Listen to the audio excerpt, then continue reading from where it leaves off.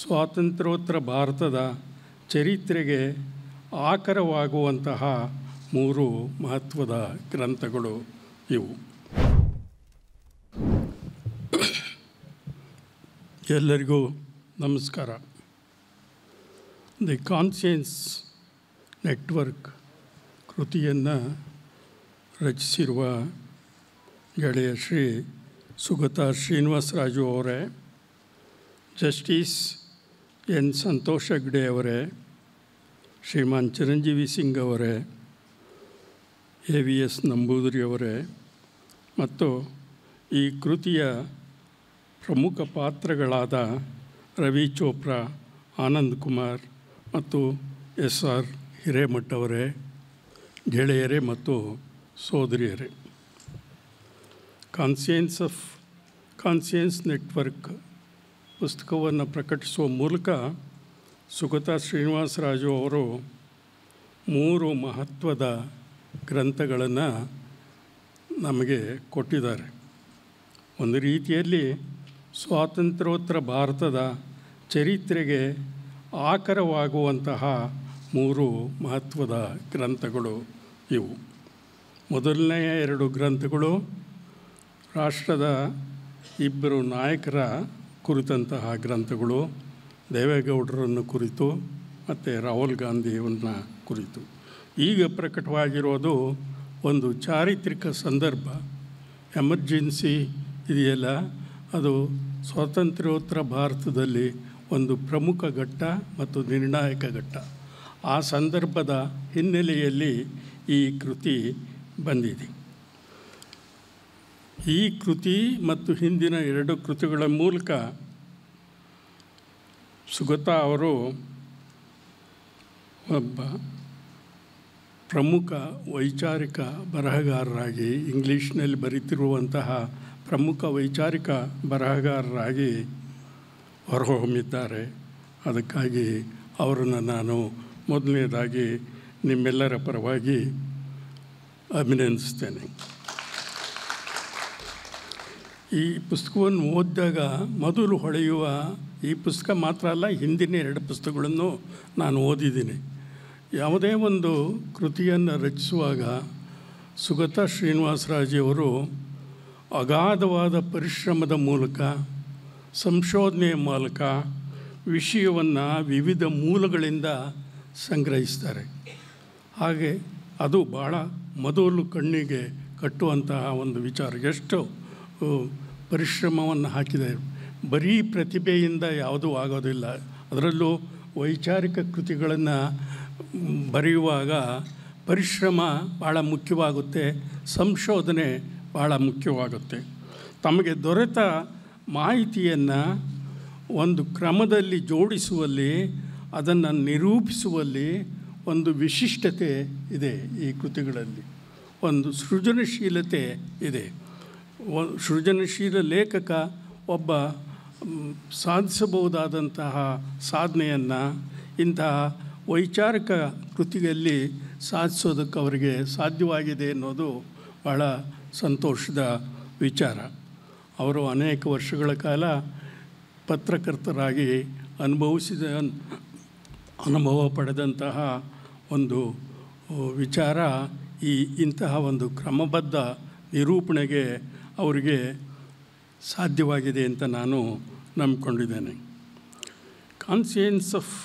Conscience network ಕೃತಿಯ ವಿಷಯವೇ ವಿಶಿಷ್ಟವಾದದ್ದು. ಬರೀ ಎಮರ್ಜೆನ್ಸಿ ಬಗ್ಗೆ ಇಂಗ್ಲೀಷ್ನಲ್ಲಿ ಮತ್ತು ಭಾರತೀಯ ದೇಸಿ ಭಾಷೆಗಳಲ್ಲಿ ಅನೇಕ ಕೃತಿಗಳು ಬಂದವೆ. ಆದರೆ ಇದರ ವೈಶಿಷ್ಟ್ಯ ಏನು ಅಂತಂದರೆ, ಇದು ಭಾರತದಲ್ಲಿ ನಡೆದ ಹೋರಾಟದ ಬಗ್ಗೆ ಇರುವುದಕ್ಕಿಂತ ಹೆಚ್ಚಾಗಿ ಅಮೆರಿಕಾದಲ್ಲಿ ಈ ಎಮರ್ಜೆನ್ಸಿಗೆ ವಿರುದ್ಧವಾಗಿ ನಡೆದ ಹೋರಾಟದ ಕಥೆಯನ್ನು ಭಾಳ ಸಮಗ್ರವಾಗಿ ಸಂಗ್ರಹಿಸಿ ಪ್ರಕಟಿಸಿದೆ. ಈ 50 ವರ್ಷಗಳ ಬಳಿಕ ಎಮರ್ಜೆನ್ಸಿ ನಮ್ಮ ಮೇಲೆ ಹೇರಿ ಇಂದಿರಾ ಗಾಂಧಿಯವರು 50 ವರ್ಷ ಆಯಿತು. 50 ವರ್ಷಗಳ ಬಳಿಕ ಈ ಪುಸ್ತಕ ಅವರು ಬರೆದಿರೋದರಿಂದ ದೂರ ನಿಂತು ಆ ಎಮರ್ಜೆನ್ಸಿಯ ವಿಚಾರಗಳನ್ನು ನೋಡೋದಕ್ಕೆ ಅವರಿಗೆ ಸಾಧ್ಯವಾಗಿದೆ. ಅದರ ಜೊತೆಯಲ್ಲಿ ಅಮೆರಿಕಾದಲ್ಲಿ ಈ ಚಳುವಳಿಯ ಪ್ರಮುಖ ಪ್ರವರ್ತಕರಾದಂತಹ ರವಿ ಚೋಪ್ರಾ ಅವರು, ಆನಂದ್ ಕುಮಾರ್ ಅವರು, SR ಹಿರೇಮಠ್ ಅವರು ಮತ್ತು ಅವರ 6-7 ಸಂಗಡಿಗರು ಅವರ ಮೂಲಕವೂ ವಿಷಯವನ್ನು ಸಂಗ್ರಹಿಸಿದರೆ, ಅನೇಕ ಮೂಲ ಆಕರಗಳಿಗೆ ಹೋಗಿ ವಿಷಯಗಳನ್ನು ಸಂಗ್ರಹಿಸಿದ್ದಾರೆ. ಇದೊಂದು ವಿಶಿಷ್ಟವಾದಂಥ ಒಂದು ಚಳುವಳಿ. ಯಾಕೆ ಅಂತಂದರೆ, ವಿದೇಶಗಳಲ್ಲಿ ಎಮರ್ಜೆನ್ಸಿಯ ವಿರುದ್ಧ ಒಂದು ಅಭಿಪ್ರಾಯವನ್ನು ರೂಪಿಸೋದಕ್ಕೆ ಸಾಧ್ಯವಾಯಿತು ಈ ಚಳುವಳಿಯಿಂದ.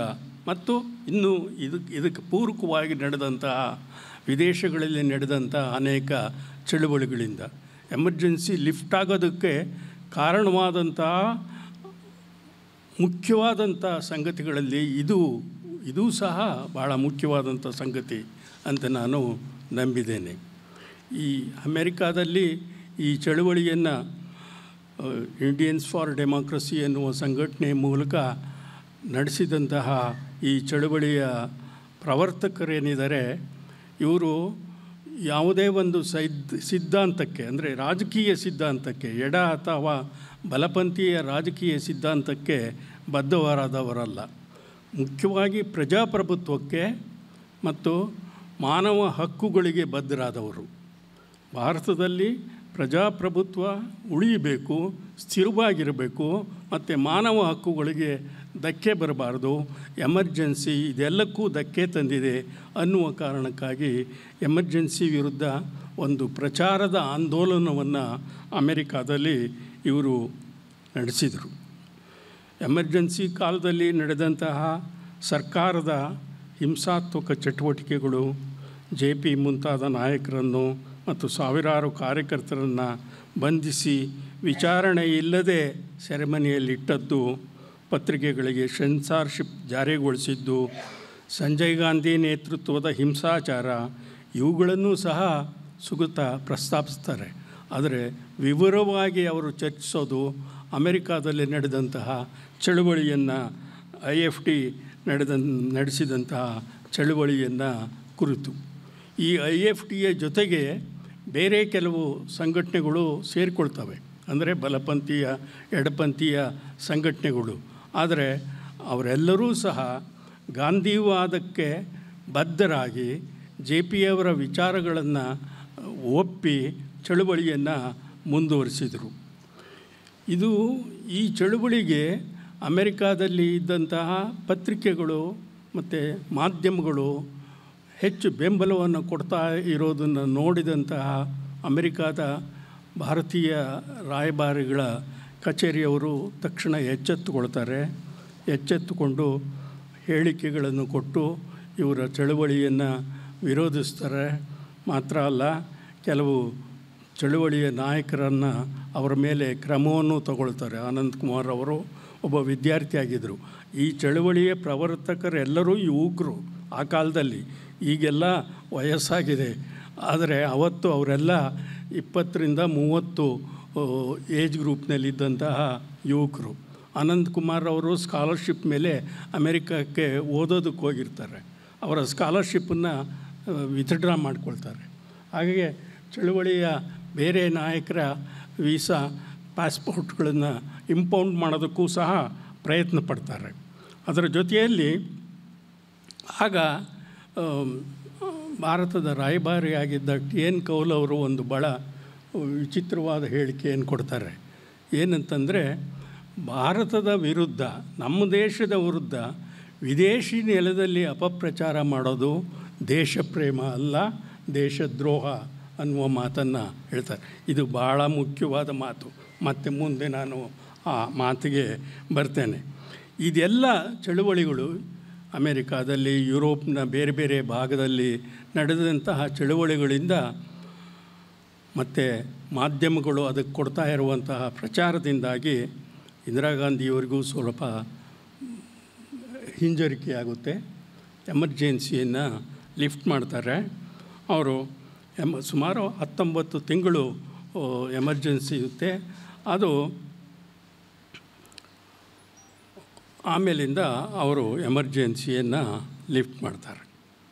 ಇಲ್ಲಿ ನಾನು ಹೇಳೋದಕ್ಕೆ ಬಯಸೋ ಸಂಗತಿ ಏನು ಅಂತಂದರೆ ಟಿ.ಎನ್. ಕೌಲ್ ಅವರು ಹೇಳಿದಂತಹ ಮಾತು, ವಿದೇಶಿ ನೆಲದಲ್ಲಿ ನಮ್ಮ ದೇಶದ ಬಗ್ಗೆ ಪ್ರಚಾರ ಮಾಡೋದಿದೆಯಲ್ಲ ಅದು ದೇಶದ್ರೋಹ ಅಂತೇಳಿ. ಯಾಕೆ ಈ ಮಾತನ್ನು ನಾನು ಹೇಳ್ತಿದ್ದೀನಿ? ಇವತ್ತು ಮತ್ತೆ ಅದೇ ಮಾತನ್ನು ಇವತ್ತು ಯಾರು ಆಡಳಿತ ನಡೆಸ್ತಾ ಇದ್ದಾರೆ ಅವರು ಹೇಳ್ತಾ ಇದ್ದಾರೆ. ಸುಗತ ಶ್ರೀನಿವಾಸಜವರು ಸಹ ಅವರ ಪುಸ್ತಕದಲ್ಲಿ ಘೋಷಿತ ತುರ್ತು ಪರಿಸ್ಥಿತಿ ಮತ್ತು ಅಘೋಷಿತ ತುರ್ತು ಪರಿಸ್ಥಿತಿ ಬಗ್ಗೆ ಪ್ರಸ್ತಾಪಿಸ್ತಾರೆ. ಅವತ್ತು ಘೋಷಿತ ತುರ್ತು ಪರಿಸ್ಥಿತಿ ಇದ್ದಾಗ ಸಂವಿಧಾನೇತರ ಶಕ್ತಿಗಳು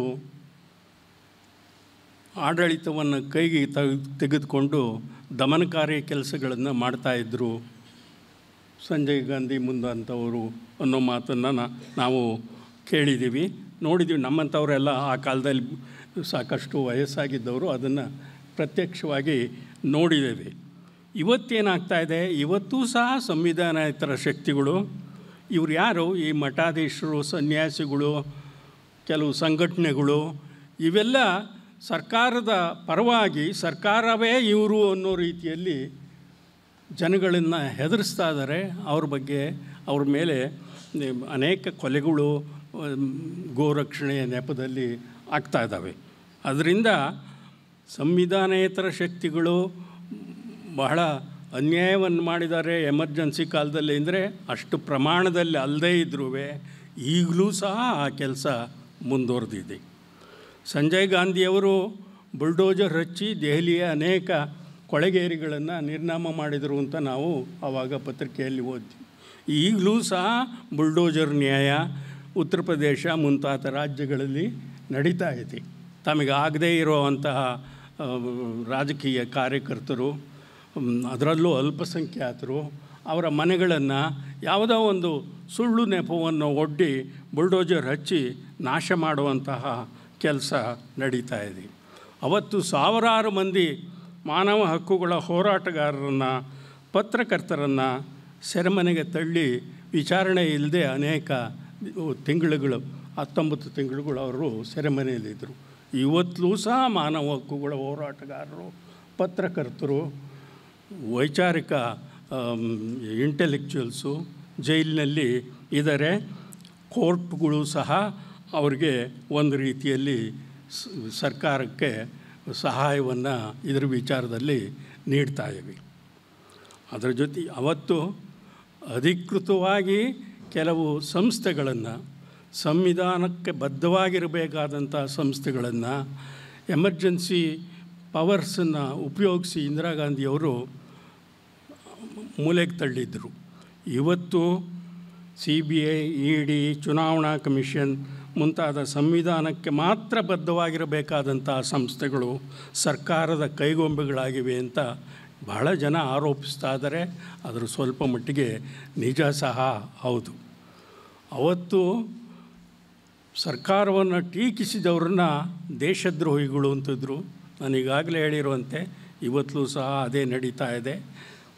ಯಾರ್ಯಾರು ಸರ್ಕಾರವನ್ನು ಟೀಕಿಸ್ತಾರೋ ಅವರೆಲ್ಲ ಅರ್ಬನ್ ನಕ್ಸಲೈಟ್ಸ್ ಅಂತ ಅವ್ರಿಗೆ ಹಣೆಪಟ್ಟಿ ಅಂಟಿಸುತ್ತಾರೆ. ಅವತ್ತು Indira is India, India is Indira ಅಂತ ಒಬ್ಬ ಮಹಾಶಯ ಘೋಷಿಸಿದ. ಇವತ್ತು ಈ ದೇಶದ ನಾಯಕ ಮನುಷ್ಯನೇ ಅಲ್ಲ, ಅವನೊಬ್ಬ ಅವತಾರ ಪುರುಷ ಅಂತ ಘೋಷಿಸ್ತಾರೆ. ಸ್ವತಃ ಮೋದಿಯವರೇ ನಾನು ಸಾಮಾನ್ಯ ಮನುಷ್ಯರ ರೀತಿಯಲ್ಲಿ ಹುಟ್ಟಲಿಲ್ಲ ಅಂತ ಹೇಳಿದ್ದಾರೆ. ಅದರಿಂದ ಅಂತಹ ವ್ಯತ್ಯಾಸ ಇಲ್ಲದಂತಹ ಪರಿಸ್ಥಿತಿ ಯಾಕೆ ಏರ್ಪಟ್ಟಿದೆ ಅನ್ನೋದು ಭಾಳ ಮುಖ್ಯವಾಗಿ ನಾವು ದೇಶದ ಅನೇಕ ಬಹುಶಃ ನಮ್ಮ ದೇಶ ಮೂಲತಃ ಒಂದು ಫ್ಯೂಡಲ್ ದೇಶ ಇದು. ಇಲ್ಲಿ ಪ್ರಜಾಪ್ರಭುತ್ವ ಅಂತನ್ನೋದು ನಿಜವಾದ ಅರ್ಥದಲ್ಲಿ ಸಕ್ಸಸ್ಫುಲ್ ಆಗುತ್ತೆ ಅನ್ನೋದ್ರ ಬಗ್ಗೆ ಬಹಳ ಅನುಮಾನ ಈ ಎರಡೂ ಸಂದರ್ಭಗಳನ್ನು ನೋಡಿದರೆ ನಮಗೆ ಗೊತ್ತಾಗುತ್ತೆ. ದೇಶ ಮಾತ್ರ ಅಲ್ಲ, ಇಡೀ ಜಗತ್ತಿನಲ್ಲೇ ಇವತ್ತಿನ ಸ್ಥಿತಿ ಹೇಗಿದೆ ಅಂತಂದರೆ ಸರ್ವಾಧಿಕಾರಿಗಳೇ ಚುನಾವಣೆಗಳ ಮೂಲಕ ಇಡೀ ಜಗತ್ತಿನಲ್ಲಿ ಬಹುಪಾಲು ದೇಶಗಳಲ್ಲಿ ಆಯ್ಕೆಯಾಗಿ ಬರ್ತಾ ಇದ್ದಾರೆ. ಇತ್ತೀಚೆಗೆ ತಾನೇ ಇರಾನ್ ಮೇಲೆ ಅಮೇರಿಕಾ ಮತ್ತು ಇಸ್ರೇಲ್ ನಡೆಸಿದ ದಾಳಿ ಇದೆಯಲ್ಲ, ಅದನ್ನು ಯಾರು ಸ್ವಲ್ಪ ನ್ಯಾಯದ ಪರವಾಗಿರೋರು ಸಹ ಅದನ್ನು ಒಪ್ಪೋದಕ್ಕೆ ಸಾಧ್ಯ ಇಲ್ಲ. ಅಮೇರಿಕಾ ಅಣ್ವಸ್ತ್ರಗಳನ್ನು ಇಟ್ಕೋಬೋದು, ಇಸ್ರೇಲ್ ಅಣ್ವಸ್ತ್ರಗಳನ್ನು ಇಟ್ಕೋಬೋದು, ಯುರೋಪ್ ದೇಶಗಳು ಅಣ್ವಸ್ತ್ರಗಳನ್ನು ಇಟ್ಕೋಬೋದು, ಭಾರತ, ಪಾಕಿಸ್ತಾನ, ರಷ್ಯಾ ಅವರೆಲ್ಲ ಇಟ್ಕೋಬೋದು. ಇರಾನ್ ಮಾತ್ರ ಇಟ್ಕೋಬಾರ್ದು. ಇರಾನ್ ಇಟ್ಕೊಂಡ್ರೆ ಭಾಳ ಅಪಾಯ, ಇವ್ರು ಇಟ್ಕೊಂಡ್ರೆ ಯಾವ ಅಪಾಯವೂ ಇಲ್ಲ. ಆದರೆ ಟ್ರಂಪ್ ಮತ್ತೆ ಹೇಳ್ತಾ ಇರೋದಾನೆ, ಸ್ವಲ್ಪ ಬಾಲ ಬಿಚ್ಚಿದರೆ ಆ ಖೊಮೇನಿಯನ್ನು ನಾವು ಬಾಂಬ್ ಹಾಕಿ ಸಾಯಿಸ್ತೀವಿ ಅಂತೇಳಿ. ಅಮೇರಿಕಾ ಇವತ್ತು ನಿಜವಾದ ಭಯೋತ್ಪಾದಕ ದೇಶ. ಅದನ್ನು ಯಾರೂ ಧೈರ್ಯವಾಗಿ ಹೇಳೋದಕ್ಕೆ ಶಕ್ತಿ ಯಾರಿಗೂ ಸಹ ಇಲ್ಲ. ಪ್ಯಾಲೆಸ್ಟೈನ್ ಮೇಲೆ ಇಸ್ರೇಲ್ ಇತ್ತೀಚಿನ ಎಷ್ಟು ಕರಾಳವಾಗಿ ದಾಳಿ ನಡೆಸಿದೆ ಅಂದರೆ 50-60 ಸಾವಿರ ಜನ, ಬಹುಪಾಲು ಹೆಣ್ಮಕ್ಕಳು, ಚಿಕ್ಕ ಮಕ್ಕಳುಗಳು ಸತ್ತೋಗಿದ್ದಾರೆ. ಇಡೀ ಜಗತ್ತಿನ ಸಾಕ್ಷಿ ಪ್ರಜ್ಞೆ ಸಂಪೂರ್ಣವಾಗಿ ಮೌನವಾಗಿ ಇದೆ. ಉಕ್ರೇನ್ ಮೇಲೆ ರಷ್ಯಾ ದಾಳಿ ನಡೆಸಿದೆ. ಅದರ ವಿರುದ್ಧ ಯಾವ ಅಂತಹ ಪ್ರತಿರೋಧ ಕಾಣಿಸೋಲ್ಲ. ನ್ಯಾಷನಲಿಸ್ಟ್ ಚೈನಾವನ್ನು ಯಾವಾಗ ಬೇಕಾದ್ರೂ ದಾಳಿ ಮಾಡಿ ವಶಪಡಿಸ್ಕೊಳ್ತೀವಿ ಅಂತೇಳಿ ಕಮ್ಯುನಿಸ್ಟ್ ಚೈನಾ ಹೇಳ್ತಾ ಇದೆ. ಅದು ತಪ್ಪಲ್ಲ. ಯಾಕೆ ಅಂತಂದರೆ ಅದು ಪ್ರಬಲವಾದ ದೇಶ. ಚೈನಾದರ ವಿರುದ್ಧ ಮಾತಾಡೋದಕ್ಕೆ ಜಗತ್ತಿನಲ್ಲಿ ಬಹಳ ಹೆದರ್ತಾರೆ ಜನ. ಟಿಬೆಟ್ಟನ್ನು ಸುಲಭವಾಗಿ ನುಂಗಿ ಅರಗಿಸ್ಕೊಂಡಾಯಿತು ಚೈನಾ. ಬರ್ಮಾದಲ್ಲಿ ರೋಹಿಂಗ್ಯಾ ಮುಸ್ಲಿಮರ ಮೇಲೆ ಎಂತಹ ದಮನ ನಡೀತಾ ಇದೆ ಅನ್ನೋದು ನಮಗೆ ಗೊತ್ತಿದೆ. ಬಾಂಗ್ಲಾದಲ್ಲಿ, ಪಾಕಿಸ್ತಾನದಲ್ಲಿ ಅಲ್ಪಸಂಖ್ಯಾತ ಹಿಂದೂಗಳ ಮೇಲೆ ನಡೀತಾ ಇರುವ ದಮನಕಾರಿ ಕೆಲಸಕ್ಕೂ ನಮ್ಮ ಎಮರ್ಜೆನ್ಸಿ ಕಾಲದಲ್ಲಿ ನಡೆದಂಥ ದಮನಕಾರಿ ಕೆಲಸಕ್ಕೂ ಯಾವುದೇ ವ್ಯತ್ಯಾಸ ಇದೆ ಅಂತ ನನಗೆ ಅನಿಸೋದಿಲ್ಲ. ಇಂಡಿಯಾ ದೇಶದಲ್ಲೇ ಅಲ್ಪಸಂಖ್ಯಾತರ ಮೇಲೆ, ವಿಶೇಷವಾಗಿ ಮುಸ್ಲಿಮರ ಮೇಲೆ ಅವರನ್ನೇ ಉದ್ದೇಶಿಸಿ ಕೆಲವು ಕಾನೂನುಗಳನ್ನು ತರೋದಕ್ಕೆ ಸಾಧ್ಯ ಆಗಿದೆ. ಅವರ ಮೇಲೆ ಅನೇಕ ನೆಪಗಳನ್ನು ಒಡ್ಡಿ ಅವರನ್ನು ಹಲ್ಲೆ ಮಾಡಿ ಕೊಲ್ಲೋದಕ್ಕೆ ಸಾಧ್ಯವಾಗಿದೆ. ಆದ್ದರಿಂದ ಇವತ್ತು ಇಡೀ ಜಗತ್ತಿನಲ್ಲಿರುವಂತಹ ಒಂದು ತುರ್ತು ಪರಿಸ್ಥಿತಿಯ ಒಂದು ಸಂದರ್ಭ ಇದೆಯಲ್ಲ, ಅದರ ವಿರುದ್ಧ ಹೋರಾಟ ಮಾಡಬೇಕಾದ್ರೆ ಯಾವುದೇ ಅತಿರೇಕದ ಸಿದ್ಧಾಂತಕ್ಕೂ ಬದ್ಧರಾಗದೇ ಇರುವಂತಹ ಒಂದು ಮಾನವ ಹೋರಾಟಗಾರರ ತಂಡ, ಇಂಡಿಯನ್ಸ್ ಫಾರ್ ಡೆಮಾಕ್ರಸಿ ಅಮೆರಿಕಾದಲ್ಲಿ ಮಾಡಿದ್ರಲ್ಲ, ಅಂತಹ ಒಂದು ತಂಡ ಜಾಗತಿಕ ಮಟ್ಟದಲ್ಲಿ ಸಿದ್ಧವಾಗಬೇಕಾಗಿದೆ. ಹಾಗೆ ಸಿದ್ಧವಾಗದೇ ಇದ್ದರೆ ಜಗತ್ತಿಗೆ ಉಳಿಗಾಲ ಇಲ್ಲ ಅಂತ ನಾನು ದೃಢವಾಗಿ ನಂಬಿದ್ದೇನೆ. ಇನ್ನೊಂದು ಮಾತು, ದೇಶ ಪ್ರೇಮ ಅನ್ನೋದು ಇದೆಯಲ್ಲ, ಇದು ಬಹಳ ದೊಡ್ಡ ಮೌಲ್ಯ ಅಂಥೇಳಿ ಯಾರೂ ತಿಳ್ಕೋಬೇಕಾಗಿಲ್ಲ. ದೇಶ ಪ್ರೇಮವನ್ನು ಒಂದು ನೆಪವನ್ನಾಗಿ ಮಾಡಿಕೊಂಡು ದುರ್ಬಲರನ್ನು, ಅಲ್ಪಸಂಖ್ಯಾತರನ್ನು ಶೋಷಣೆ ಮಾಡೋದಕ್ಕೆ, ಅವರನ್ನು ನಾಶ ಮಾಡೋದಕ್ಕೆ ಎಲ್ಲ ದೇಶಗಳಲ್ಲೂ ಪ್ರಯತ್ನ ನಡೀತಾ ಇದೆ. ರವೀಂದ್ರನಾಥ್ ಠಾಕೂರ್, ಟಾಲ್ಸ್ಟಾಯ್ ಅವರು ದೇಶ ಪ್ರೇಮದ ಅತಿರೇಕ ಸೃಷ್ಟಿಸಬಹುದಾದಂಥ ಅವಾಂತರಗಳನ್ನು ಅನೇಕ ವರ್ಷಗಳ ಹಿಂದೆ ಎಚ್ಚರಿಸಿದರು. ನಮ್ಮಲ್ಲಿಯೇ ಮಹಾಕವಿ ಕುವೆಂಪು ಅವರು ಇದೇ ಮಾತನ್ನು ಹೇಳಿದರು. ವಿಶ್ವಮಾನವತಾವಾದ ಅವರು ಹೇಳಿದ್ರಲ್ಲ, ಅದು ದೇಶ ಪ್ರೇಮಕ್ಕೆ ವಿರುದ್ಧವಾದ್ದೇ. ಅದರಿಂದ ದೇಶ ಪ್ರೇಮ ಅನ್ನೋದನ್ನು ಒಂದು ಅಮಲು ಭರಿಸುವ ಸಂಗತಿಯನ್ನಾಗಿ ಮಾಡಿಕೊಳ್ಳದೆ ಅದೊಂದು ವಾಸ್ತವ ಅನ್ನುವ ವಿಚಾರವನ್ನು ತಿಳ್ಕೊಳ್ಬೇಕಾದಂತಹ ಕಾಲದಲ್ಲಿ ನಾವು ಬದುಕ್ತಾ ಇದ್ದೀವಿ. ಅದರಿಂದ ಮಾನವ ಹಕ್ಕುಗಳ ಹೋರಾಟದ ಪರವಾಗಿ ಮತ್ತು ಅಮೆರಿಕಾದಲ್ಲಿ ನಡೆದಂಥ ಒಂದು ಚಿಕ್ಕ ಪ್ರಮಾಣದ ಹೋರಾಟ ಆದರೂ ಅದು ಇವತ್ತು ಜಾಗತಿಕವಾದಂಥ ಒಂದು ಹೋರಾಟಕ್ಕೆ ಮಾದರಿಯಾಗ್ಬೋದು ಅನ್ನುವುದನ್ನು ಇವತ್ತು ಒತ್ತಿ ಹೇಳ್ತಾ, ಇದೆಲ್ಲ ಮಾತುಗಳನ್ನು ನಾನು ಆಡುವುದಕ್ಕೆ ಸಾಧ್ಯವಾದಂತಹ ಒಂದು ಪುಸ್ತಕವನ್ನು ರಚಿಸಿದ ಗೆಳೆಯ ಸುಗತ ಶ್ರೀನಿವಾಸರಾಜು ಅವರಿಗೆ ಮತ್ತು ಸಭೆಯಲ್ಲಿರುವಂತಹ SR ಹಿರೇಮಠ ಅವರು, ಶ್ರೀಮಾನ್ ಆನಂದ್ ಕುಮಾರ್ ಅವರು, ಚೋಪ್ರಾ ಅವರು, ಇವರಿಗೆ ವಂದಿಸಿ ನನ್ನ ಮಾತುಗಳನ್ನು ಮುಗಿಸ್ತೇನೆ. ನಮಸ್ಕಾರ.